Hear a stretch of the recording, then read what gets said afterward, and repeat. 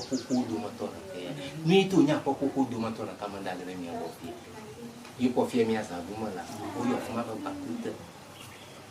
to grupa zoklani a tron va kuku nya dongona a roupa prova ani banji kayu pro va ni banji along lo va ni banji ya fini you tron va kuku zoklani mau lo dare fini ni mo ke tau yo fuma ba kuta kai ni va mo chung va bo le ma lu va nan ko bo to ko to ni va na ko ko le yo ka nya ban tonto nko tonto to ame afo ni ba yo ni nya ba te to ka to bi to ko atoni afime jo plani ma wo do te po ma ga nya nkuru ji nte kware na nya ma na no ni ba ji sa nous vont au le matin le du kasa sa me son bo de a du daga nya te po ma tomato tu be a mu tri nous vont ma ta na mu jo jom o kulang ro so hiaru alun kulang ro nyanu tu on kularo ngo o gbana no yim na ma o yo gada kuji to ajunya no alo anau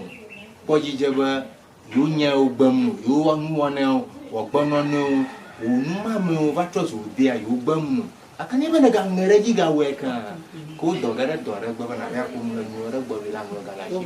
fi nya no ga la shi bi ya no do so zoze boy ran lo gala shi bi na ba ko nu le nyon wa gbo bi alo na ba ko nu le nyon ra gbo ape mo pro da bi le so zoze alo fanyi alo monanu o boy ran lo gala shi bi na ira to bi bon po mo fi nya to bi bon po ya na va no sa zo na pa o ju do ga da mi ke mo ko ra da ni ana o la pa mo fun o ta ko ko ta ma le bo ni anyi mo mo fo fo ma olumana ra bona tugala kura shugoju ba vinya ala homana ma fo do mara ko tuela fo na ploma era za bo ai amo vira pam amo bante ma plomi ngana amo ka la tu to ko pa fia hora kada kama la fia ka ta gba mu nya bu ya do re fi wa za ruma la olumana ploga to agbovele anu fia nya gara to wa ma wonu ngono anu ko to le do mara shu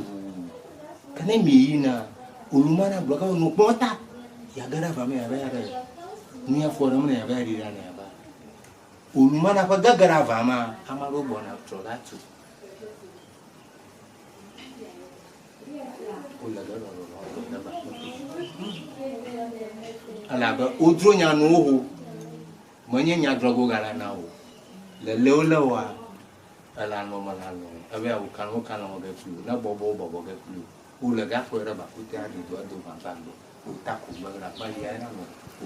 o no ni zo o da shi ni a fu fe di ga la no ba ji a fu re ka gbara ga ba yoyi a vo le aiga a ga nru ga fi ma yo de zan bo za na fu ni ko hu ma vo ma ta gba ko o mu ple jo je na to ru ba ru ra ba ire to gi gbon ko na ba ku mu be ya la fia poni kokore jo fia mi ho gbazuma la après amo kwa gavele ya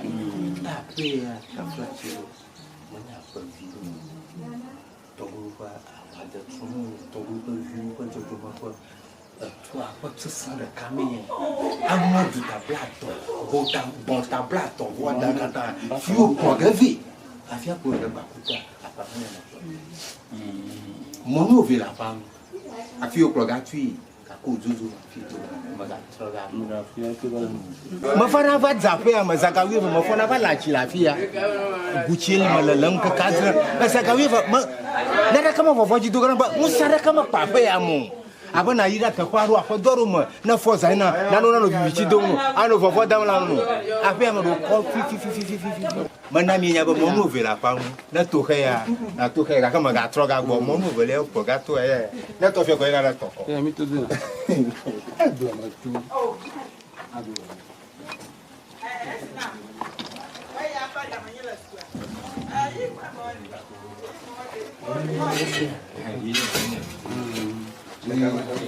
Togulu ko buga pue ka togulu tupa petok itari ya dua dia.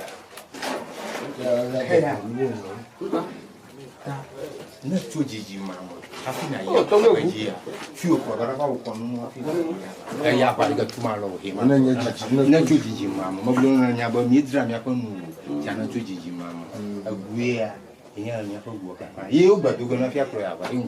fio kwa ga tuye akro to to ko chama ko pro ile to ko to le maga troga bo fia kata gbo nya ncho lo ba tu ashe ya ra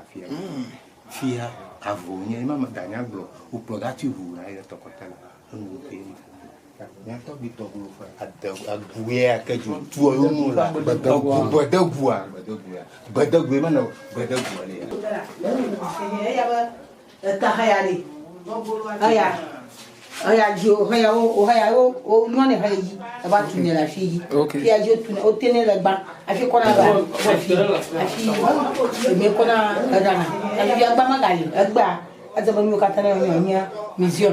Ate jinya to bluetooth blele egle abije afi zuowo o ranu na madru kokoga hafi akora bakute etawle ya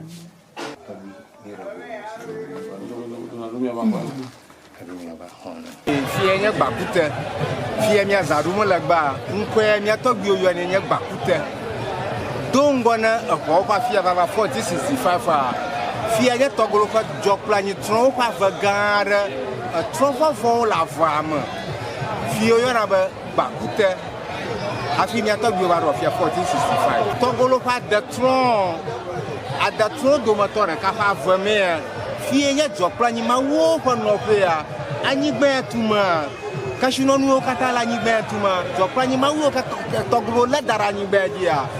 O pa kashino nu jo no ero a. Enya nu ala kashino nu ala ni gbe mi yo ba ba mi ba kuru ya tromo ba ba jo noero aloka shino nu jo noero enya ba mai ba gbona ka shino nu nyega na kwani ba tromo ba ka shino nu nya ijo noero tromo ba fa male ya ka nkai va zo ma ko ta fa wa no zaru ma lo yo la ba over for fi apasasan ako avala tronchi fi mo va report troro ko ire the person say I will wear that the public wall. If I was on the Rupa, that boy, I call a Latia Godia, Togolopa, Zoplani, so what cover the camera. So, you are trying to cover Zamukrogoa and not being here. Fia Godia, Mama Butter, Yuchino, a protocol, Fiena, okay, Roffin, a protocol, Fiena Yuchino Fair, I'm Rogalashibi, Mama Butter. Ya trompo nya bata over trompo o yo fi mama bata ko fi nya trompo chino pe ya jo plani ma woro nya to ko na dadare ya abuso ankonya ku bata manu yo ko ne aba ko no na ivanya bata over fi nya nyangro fa ta ko ko yare langot Fiu gara ya jila la da kon fiu do ngela fiu won gara la na nya to fiu na ira kon no ba ya apa pe ya lo ira fiu ra fo la fi ne to yo fi ba ko won